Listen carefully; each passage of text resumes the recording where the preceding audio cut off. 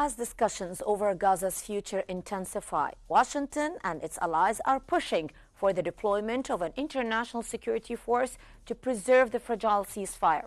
The proposal aims to stabilize Gaza, ensure aid delivery, and pave the way for reconstruction. But Israel's Prime Minister Benjamin Netanyahu has warned that if foreign troops fail to arrive, Israel will move to disarm and demilitarize Gaza by itself. A statement, of course, raising fears of renewed escalation. Meanwhile, the U.S. Secretary of State Marco Rubio said that many countries are interested in joining an international stabilization force that aims to deploy to Gaza, but it will have to be countries that Israel's comfortable with. So, will Israel accept an international force in Gaza? And can such troops actually maintain the ceasefire? And what role will the United States play in shaping Gaza's next chapter? I'm Halal Hamalawi. Welcome to Think Tank.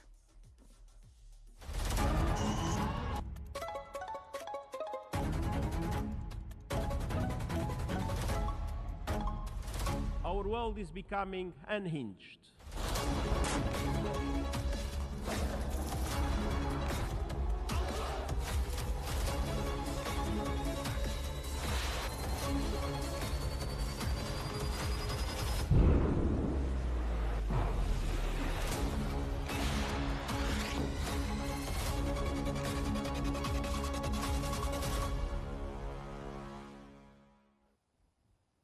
According to Axios, the United States is finalizing a plan to deploy an international stabilization force in Gaza as part of President Donald Trump's post-war plan. U.S. Central Command is leading the effort, coordinating with partners to create a new Palestinian police force alongside troops from multiple countries. The ISF's deployment is a key condition for Israel's further withdrawal from Gaza, aiming to secure borders. Washington hopes to gain Hamas's consent to avoid confrontation, with mediators saying that Hamas may agree if guaranteed amnesty. A draft UN Security Council resolution is being prepared to legitimize the force without making it a formal UN mission. U.S. officials acknowledge skepticism, but insist that the plan must get it right to prevent renewed war.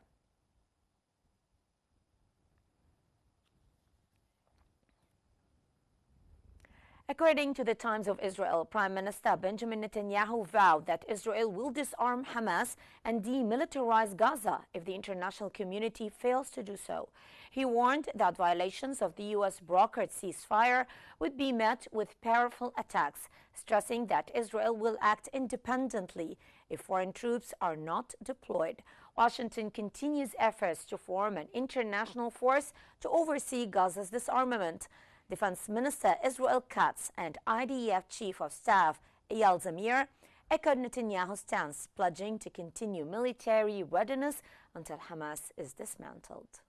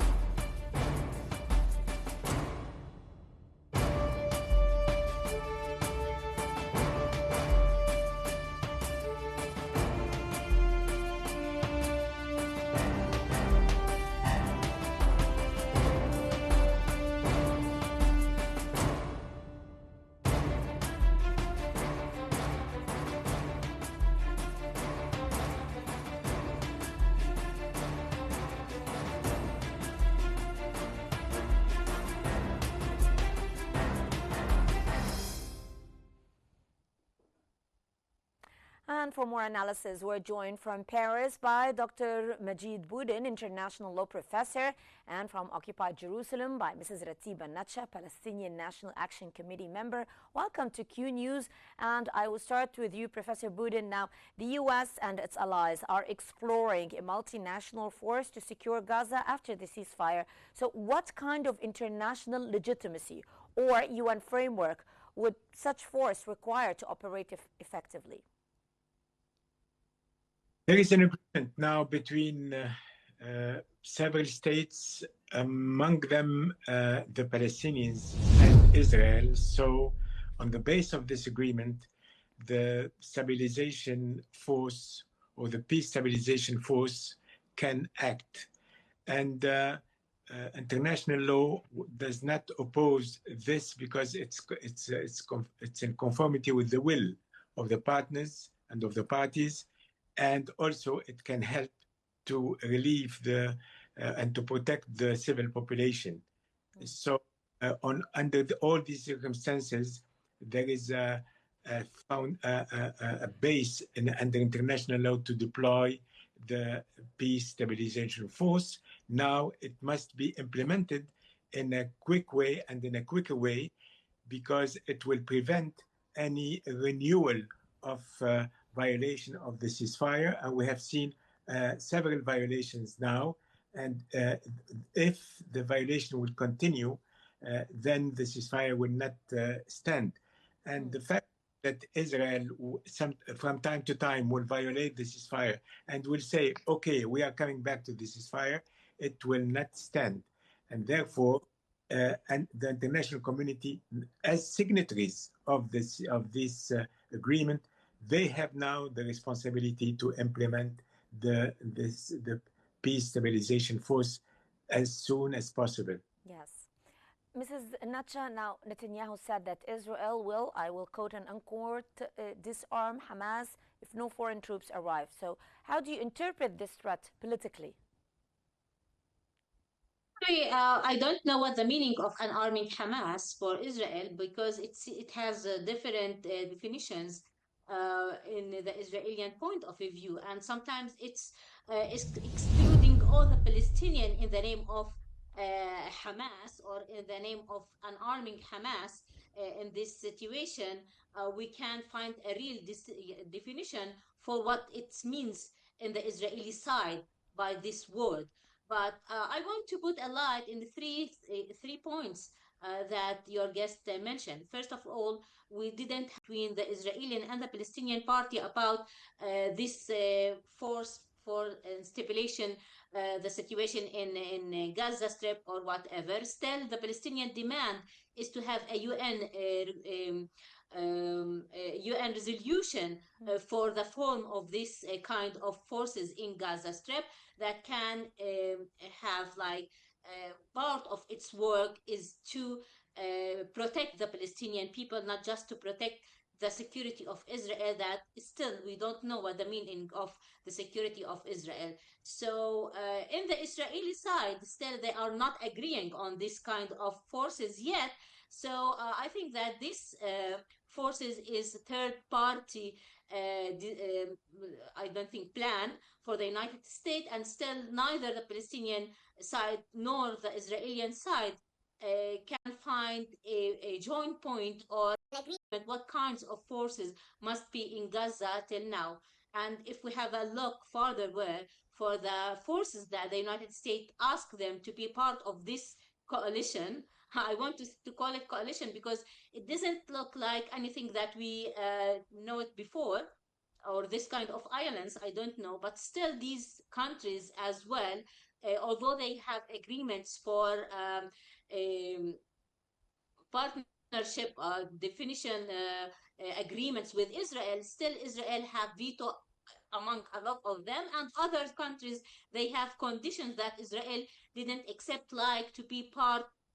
These forces is a part of a diplomatic and a political path for a Palestinian state. So still we are, before we are talking about an arming Hamas or about talking about anything, we must find like a meaning for these words that everyone can agree on it, so we can start from that point to put the shape of these forces, or to talk about kind of agreements or respecting these agreements in the both sides. Yes, I see your point. Professor Boudin, Israel seems to reject the idea of UN peacekeeping force. So, what do you think the reason behind this? Well, of course, UN peacekeeping force has a stronger legal base, but Sometimes we have to be pragmatic when we see the civilians under attack of Israel every day, and that they can be the matter of the aggression every second. And if Netanyahu will decide in a minute to launch bombs, he will do it. So then, what is more important is to seek a resolution from the Security Council, or to get any way possible to protect the civilians. When we come to this point, the lives of people are more important than a very well-made resolution. Now there is an agreement, and the Hamas was part of this agreement, even if they don't represent the whole Palestinian people, but also the PLO and Abbas were in Sharm el-Sheikh, and they have agreed to this. So we don't have to, we can criticize this peace settlement made by or initiated by President Trump, but well, we can do it. There are a lot of criticism that people can do, and we have seen a lot of criticism coming from all parties. And even Netanyahu has changed a lot of articles in this, so the Palestinians can also change. It's in the move. So, for instance, this agreement did not refer to any applicable law, which is normally to be an international law. This agreement is only an agreement between the wills of the party. There is no reference to any law, and this is a weak point in this agreement. Also, they did not refer to any court to settle any dispute about this agreement, and it's kept under the will to settle it in a diplomatic way. But having said that, there is a fact here. There is an agreement not to protect Israel only, but is to protect the civilians. These peacekeeping force, or this stabilization force, with the US, the neighboring countries like Egypt, if they come into play and they are on the ground, Israel will not attack the civilians. And this is an achievement. We have to take it as a positive step, and it's better to take as a positive step to protect the population, and then we come to the other side of the question, and then discuss with how, if we can do it through the UN, etc. It's a good thing. It's not now on the table. It can be on the table in a few days, but today the most important thing is to feed people and to protect the population, and the stabilization force is important to protect these people, because in the last 2 days, the Palestinians, they have 80 persons killed. We never know in an hour or in a few days how many killed people will come. And everyone who is killed, we can avoid now this killing by having this stabilization force come on the ground. Yes. Mrs. Nacha, now, some analysts say that Israel prefers chaos to international oversight, especially UN peacekeeping forces in Gaza. Do you agree to that? Actually, let's say if we can have a UN peace forces in Gaza, it will be perfect solution. We are the most pragmatic people in Earth, maybe, and we can accept any kind of initiatives can protect our people, as well as protect our historical rights as Palestinian. But to be honest, none of the projects or the initiatives that it's now on the table is acceptable for the Israeli side. It's not about the Palestinian people. Yes, we are the weakest side, and yes, we need to protect our people, and every life means for us as Palestinian. But in the other side, we can't find like a form for this stipulation forces, and we can't find any kind of form, not like the international law and the UN legitimacy, nor any kind of agreements that the United States can put like any kind of trust for the Palestinian people, trust paper on the Palestinian side, that the Israeli will really accept these kind of forces. Till now, the negotiation is between the United States and Israel. It's not about Palestinian people. The United States has like initiative. They want to make this kind of forces. The one who is putting veto in all kind of initiatives is the Israeli part, because they don't accept the countries that is willing to be part of these initiatives. They have veto on countries that are a part of this agreement, like Turkey and Qatar, for example. And still Jordan, they have a lot of a question before entering like this kind of forces, and many other European countries as well. They want to participate in these forces, but with like a goal or a view for the future, what it will be leading to. Like, does these forces is a stapling period? It's a period between the war and ceasefire, and the next step is the Palestinian authority on Gaza Strip, or any kind of Palestinian state or not. So when I say we want UN resolution, it's like I'm just looking for legitimatization for this kind of forces, and I try to put it in a form that show us the shape of these and the mission of these forces and where it will lead to. As Palestinian, yes, we have a lot of things to worry about, not just keeping lives of civilians, which is very important for us, but still we are seeking to keep our historical rights as Palestinian, and our right for I get your self point. Yes, yeah. I get your point. Uh, Back again to you, Professor Budin. Netanyahu warned that Israel will disarm Hamas and demilitarize Gaza if foreign troops don't deploy. So, what does this reveal about Israel's attitude towards international oversight? Well, it's very clear that Netanyahu and the Israeli government, they don't want to see the peace stabilization force come on the ground. And so they are putting conditions, they are delaying, and then they say, oh, if they don't come on the ground, then we will do as they say, between brackets, this dirty job themselves. So Netanyahu, he doesn't want this stabilization force. And this is the trap. It is important that the UN Security Council will vote to launch a peacekeeping force like in South Lebanon and like in other areas in the world. Why not in Palestine? So this, if they don't do it, if the international community will not do it, it means that there is again another discrimination against the Palestinian people and against the Palestinian state. But this peace stabilization force, if it goes on the ground and it's established, and we leave Israel and Netanyahu's government as the only people creating problems and deploying maneuvers to delay it, then the international community will see again and again that Israel is the only responsible for that. But this peacekeeping force or this stabilization force will have a mandate.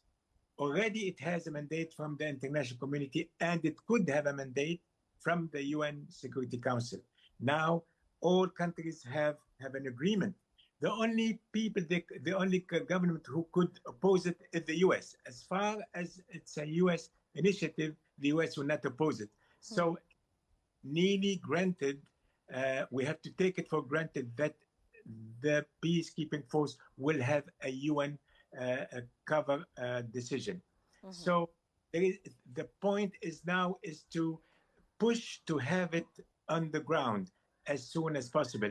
This does mean that we will have a protection for the weaker party, which are the Palestinian people and the civilian people, and it will also help to keep the rights of the Palestinian state and the Palestinian people. This goes together, and it will open the doors. You see, if we take one point, uh, Israel was created by the United Nations 1948 and the borders of 1948. And now the Palestinians have accepted to have the Israel in the borders of 1967. Between the borders of 1948 and the 1967, there is a huge concession from the Palestinians. This concession could be also could give a right to the Palestinians to have the continuity of the territory between Gaza and the West Bank, which is to obtain the right to have a tunnel and a ways to communicate for the continuity of the land. And the continuity of the land is a right for the Palestinians.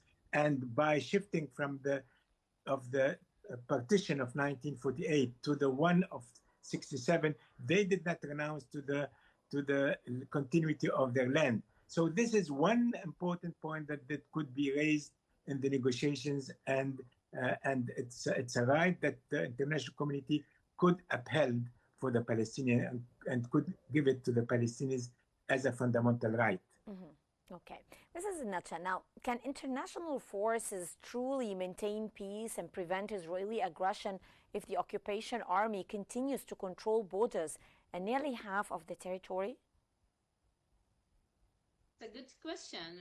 In reality, we experience like more than 18 years of siege around Gaza, and yes, Israel can control everything that can enter or get out the Palestinian territory, including not allowing the international investigating teams from the UN and others enter to the Palestinian territory, so they can disallow anyone they want or exclude anyone they want out of the Palestinian territory because they control the borders. So yes, still we are talking about partly keeping maybe the lives of the Palestinian in this period, but about talking about security for the Palestinian in general, it seems that it's still far away, and we can't reach for this point of security unless we have a real political agreement that shows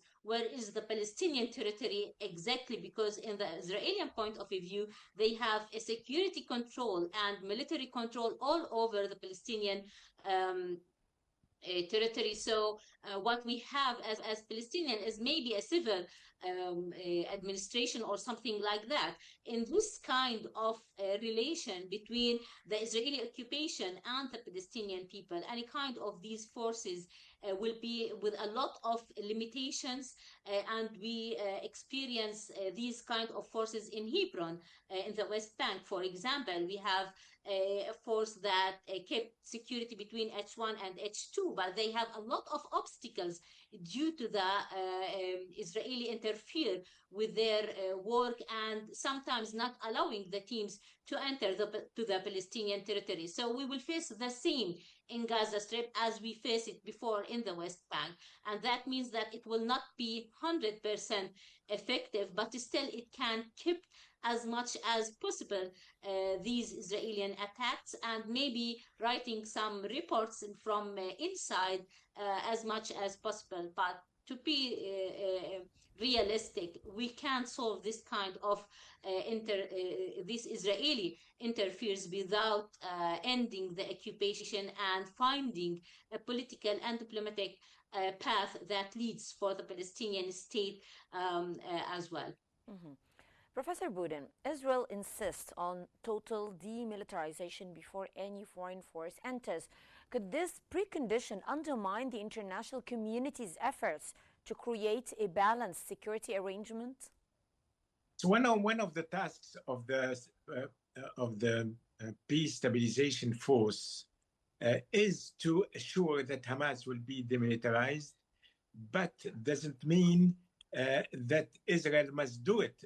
One of the objectives of the ceasefire agreement is to have Israel pull out from Gaza and leave the Gaza territory to the Palestinian people, and provisionally under the supervision of these international stabilization force.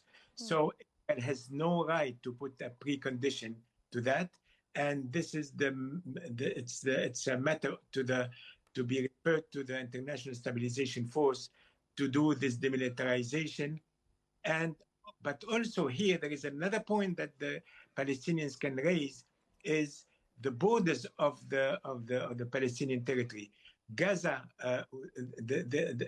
will have how will be how the people in Gaza can obtain that Israel will not control the seashore, which is now under the control of the Palestinians, of the Israelis. And now the International Keeping Force must have in their powers the control of the sea shore and of the borders on the sea, and they have in a second stage that this line will move to the normal borders between Palestine and Israel in the Gaza Strip.